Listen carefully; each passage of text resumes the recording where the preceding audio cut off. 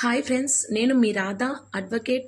చాలామంది మెసేజ్ చేస్తున్న పాయింట్ ఏంటంటే, మేడం మాకు ముందస్తు బెయిల్ గురించి అవగాహన అంటే ఎక్స్ప్లెయిన్ చేయమని చాలామంది అడుగుతున్నారండి.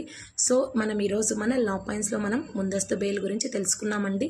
ముందస్తు బెయిల్ అంటే యాంటిసిపేటరీ బెయిల్ అండి. ఇది ఏంటంటే ఎవరైతే తీవ్రమైన నేరాలకు పాల్పడి ఉంటారో అంటే నాన్ బెయిలబుల్ అఫెన్సెస్, ఈ తీవ్రమైన నేరాలలో వాళ్ళ పాత్ర ఉందనేసి పోలీస్ వాళ్ళు ఎఫ్ఐఆర్లో పేరు నమోదు చేసిన, లేదంటే పోలీస్ స్టేషన్లో పోలీస్ వాళ్ళు వాళ్ళని అరెస్ట్ చేయడానికి వస్తున్నారని ముందస్తు సమాచారం వాళ్ళకు ఉన్న వాళ్ళు వెంటనే అరెస్ట్ కాకుండా న్యాయస్థానం ద్వారా ఈ యాంటిసిపేటరీ బెయిల్ పిటిషన్ అనేది కోర్టులో వేసుకుంటారండి.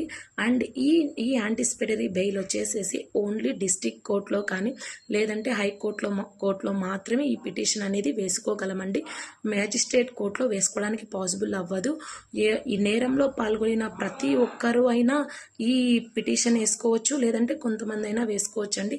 సో ఇలాంటి మరిన్ని అప్డేట్స్ కోసం మన పేజ్ని లైక్ చేయండి, షేర్ చేయండి, కామెంట్ చేయండి. ఏమైనా డౌట్స్ ఉంటే కామెంట్ బాక్స్లో కామెంట్ చేయండి. Thank you.